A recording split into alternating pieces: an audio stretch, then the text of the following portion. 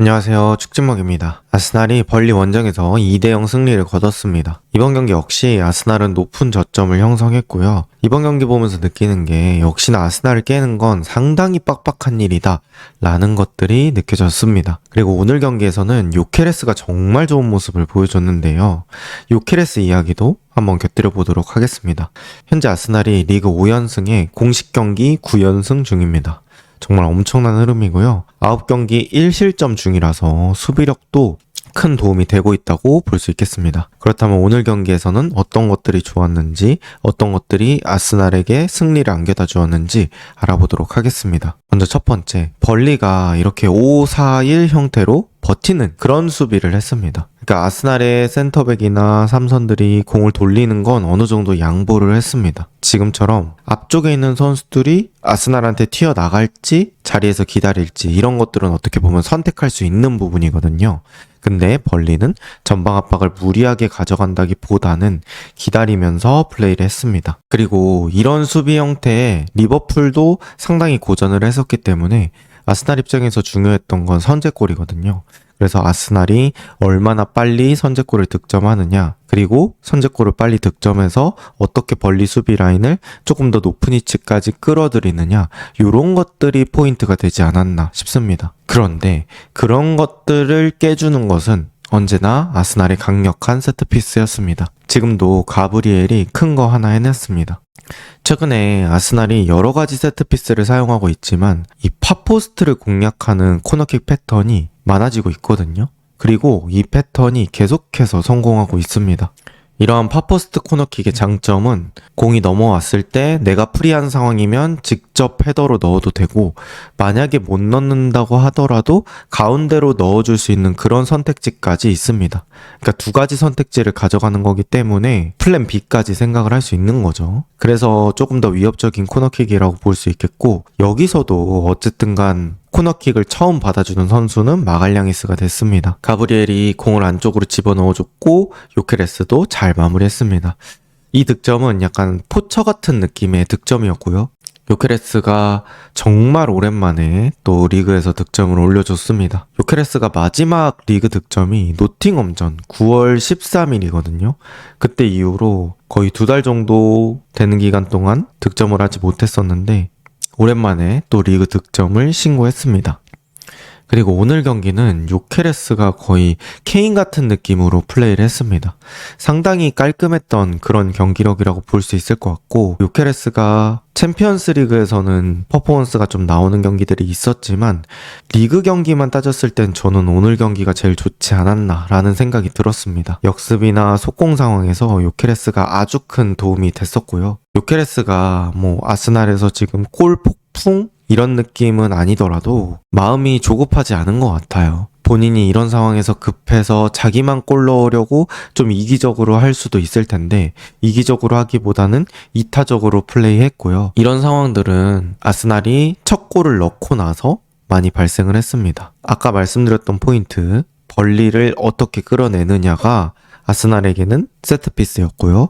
세트피스 득점으로 벌리는 홈에서 마냥 앉아서 패배할 수 없으니까 조금 더 공격적으로 라인을 올리게 됐고, 그런 상황에서는 또 공간이 생기니까 요케레스가 훨씬 더 날뛸 수 있는 상황이 형성이 됐습니다. 그리고 이런 모습들을 봤을 때는 요케레스가 몸이 안 좋고 실력이 떨어졌다기보다는 요케레스가 잘할 수 있는 상황이 스포르팅에서보다는 상대적으로 안 나올 수밖에 없거든요. 아스날이 리그에서 절대 강팀이고 상대를 눌러놓고 플레이하는 그런 상황들이 많기 때문에 그냥 안 나왔던 거라고 봐야 될 것 같습니다. 그런데 요케레스가 잘할 수 있는 상황 오니까 볼 운반도 잘해주고 스피드도 살아있고, 또 공이 올 때 무리하게 발이나 좀 딱딱한 부위로 받는 게 아니라 배나 가슴 같은 부위로 탄성을 쫙 줄여서 받아놓고 내주는 그런 모습들도 되게 인상적이었어요. 저는 요케레스가 지난 뉴캐슬 원정에서도 그렇고 연계에 대한 감은 원래부터 괜찮았다고 느껴지거든요. 근데 그런 요케레스의 연계에 대한 감이 이번 경기에서는 더더욱 돋보이는 그런 경기였습니다. 그리고 긴 거리 전개 패스도 오늘은 괜찮았어서 약간 진짜 케인 같은 느낌이 났습니다. 그 다음에 이제 라이스의 역동적인 두 번째 득점이 있었는데요.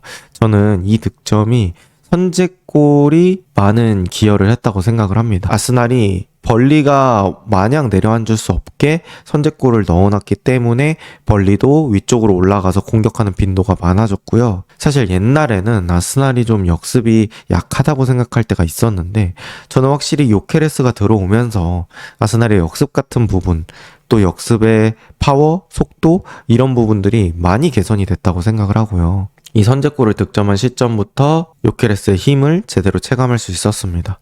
이 득점 과정에서도 요케레스가 물수제비 뜨듯이 반대쪽으로 쫙 깔아주는 그런 상황들이 있거든요. 그리고 이 공을 트로사르가 잘 잡은 뒤에 안쪽으로 크로스, 그 다음에 라이스가 잘 마무리합니다. 라이스도 박스 안에서 적절한 위치 선정 좋았고요. 트로사르의 크로스도 라이스가 컨택하기에 너무 예쁘게 잘 들어왔습니다. 그리고 저는 이제 아스날의 후방 자원들도 각자의 역할을 잘해줬다고 생각합니다.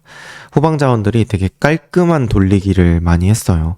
제가 맨유 경기를 분석하면서 또 데이터를 찾아볼 수 있었는데 거기서 이제 또 놀라웠던 건 아스날이 프리미어리그에서 자기 진영에서 가장 안 뺏기 팀 1위래요. 그러니까 그 정도로 실수를 되게 줄이는 듯한 게임 모델을 가져가는 거죠. 그리고 자기들의 실수가 일단 아스날은 매우 적습니다. 그러니까 저렇게 그림처럼 뒤에서 센터백과 수비맨디가 공을 돌리는 상황에서 패스미스가 없다 보니까 어이없게 실점하는 일은 되게 줄어드는 거죠. 특히나 수비맨디 같이 저점 높은 선수가 저렇게 잘 돌려주는 게 큰 것 같습니다. 그리고 이런 상황에서 라이스나 칼라피오리가 번갈아 내려와 주면서 풀어줄 때도 있습니다. 이런 유기적인 후방 빌드업 체계가 뒤쪽에서의 실수를 매우 감소시키고요. 이런 것들이 있기 때문에 상대방이 좀 달려들 의지가 줄어드는 것도 있는 것 같아요. 그래서 이런 것들이 아스날의 높은 저점을 계속해서 형성해주고 있다라고 얘기를 할 수 있을 것 같습니다. 어쨌든 토마스 파티와는 조금 다른 느낌으로 수비맨디가 나왔는데 이제 수비맨디의 이런 높은 저점들이 아스날의 팀 컬러와 되게 잘 맞는다는 생각을 요새 들어서 많이 하는 것 같습니다.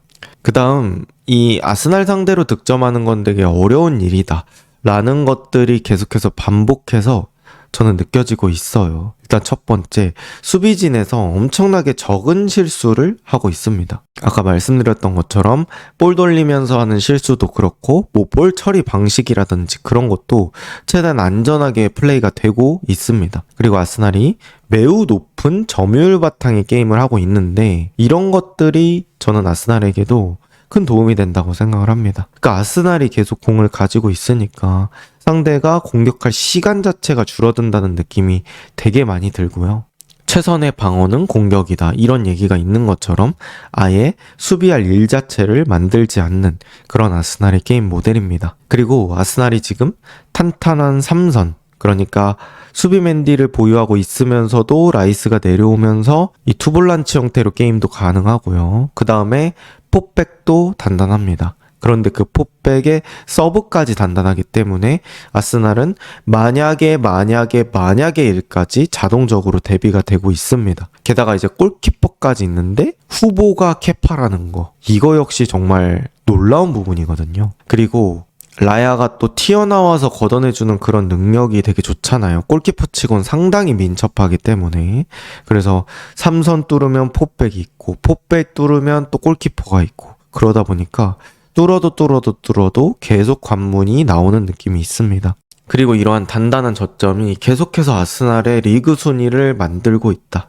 저는 이렇게 얘기를 하고 싶어요. 어쨌든 아스날이 상당히 자신들한테 득점을 하기 어려운 팀으로 만들고 그렇게 느낄 수 있고요. 여기서 이제 아스날이 부상자까지 돌아온다면 더더욱 완성도 높은 게임을 할 수 있을 것 같습니다. 뭐 지금 굳이 아스날의 살짝 아쉬운 점을 찾아보자면 저는 또 오픈 플레이에서의 득점, 공격적으로 막 폭풍스럽게 상대를 몰아치는 느낌?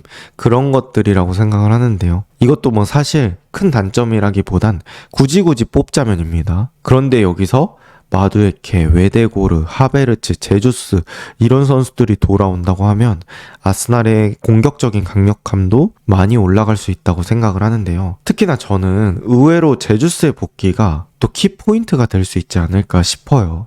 요케레스, 하베르츠와는 또 다른 느낌의 스트라이커로 쓸 수도 있고 또 왼쪽 윙어 자리에서 제주스를 써볼 수도 있거든요. 그래서 여러 가지로 또 변수를 줄 수 있는 선수가 제주스고, 하베르츠는 또 강팀과의 게임에서 옵션을 충분히 제공해 줄 수 있기 때문에 뭐 하베르츠, 요케레스 둘 중에 딱 한 명이 주전이라기보다는 게임에 맞게 잘 활용할 수 있을 것 같습니다. 웨데고르는 들어가기 전까지 폼 올리고 있었기 때문에 매우 기대가 된다고 볼 수 있고, 뭐 마두에케는 거의 고점을 찍고 갔던 선수이기 때문에 사카와는 다른 맛의 돌파를 또 볼 수 있지 않을까 싶습니다. 여기에 아스날의 향후 일정을 한번 체크해 보도록 하겠습니다. 아스날이 이번 주 중에는 슬라비아 프라하랑 게임을 먼저 가지고요. 그 다음 썬덜랜드, 그 다음 이제 북런던 더비, 바이에른 뮌헨, 첼시 3연전이 있습니다. 이 일정이 11월 말에서 12월 초까지고요.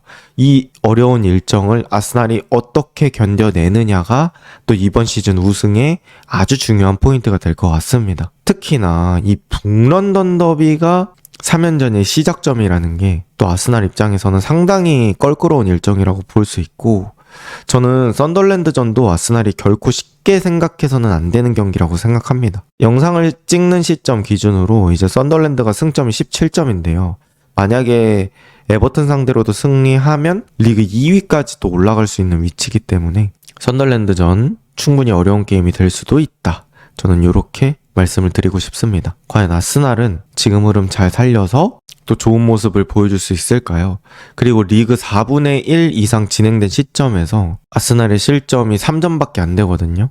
그래서 과연 또 첼시의 15실점 기록을 깰 수 있을지도 기대가 되는 부분입니다. 이번 영상은 여기까지입니다. 좋은 하루 보내세요.